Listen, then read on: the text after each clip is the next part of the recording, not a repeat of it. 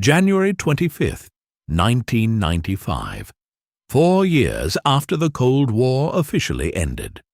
On a small island off the northern coast of Norway, a team of Norwegian and American scientists prepared to launch a rocket.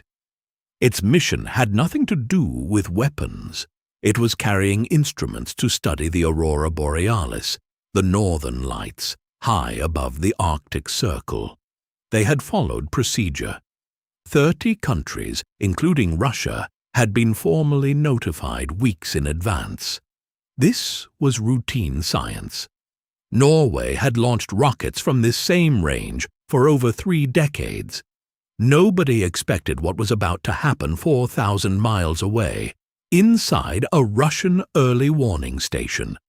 The rocket was called Black Brant 12, a 4-stage vehicle, one of the largest sounding rockets ever flown from Norwegian soil. It lifted off and began climbing on a trajectory north toward Svalbard. And as it climbed, it happened to pass directly through an air corridor that Russian radar operators associated with something else entirely. The flight path a U.S. Trident submarine-launched missile would take on its way to Moscow. At the Olenogorsk radar station in Russia's far north, operators picked up the rocket's signature. Its speed, its altitude, its multi-stage flight profile. To their instruments, it looked exactly like an inbound ballistic missile. There was a darker possibility on the table, one that made this reading even more dangerous.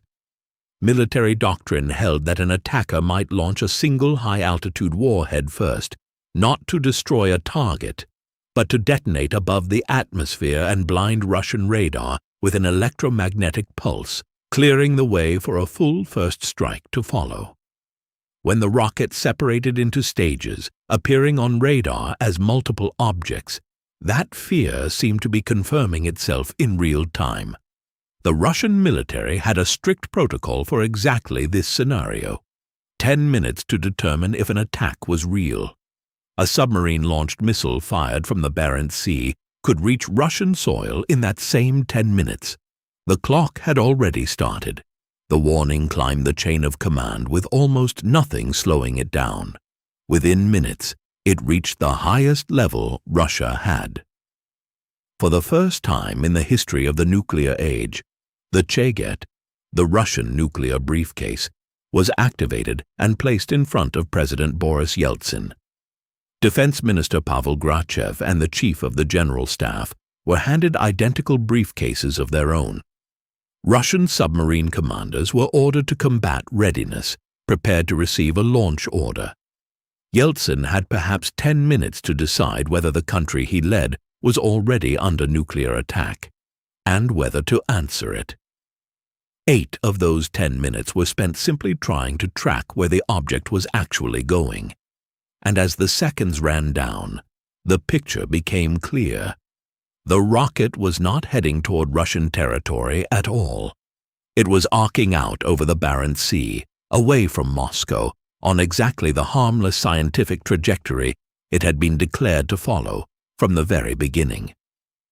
24 minutes after launch, it fell into the ocean near Spitsbergen, precisely where the mission plan said it would. No missiles were fired. No further alert was ever issued to the Russian public. The incident wasn't reported for almost a week.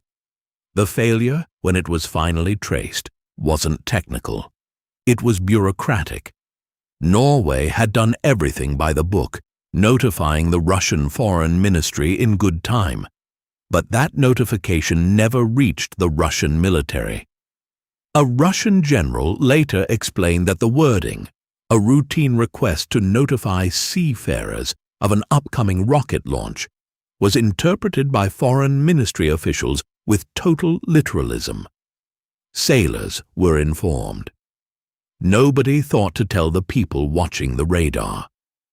30 years after the height of the Cold War, the closest the world came to a nuclear response wasn't a failure of hardware, or a rogue commander, or a broken machine.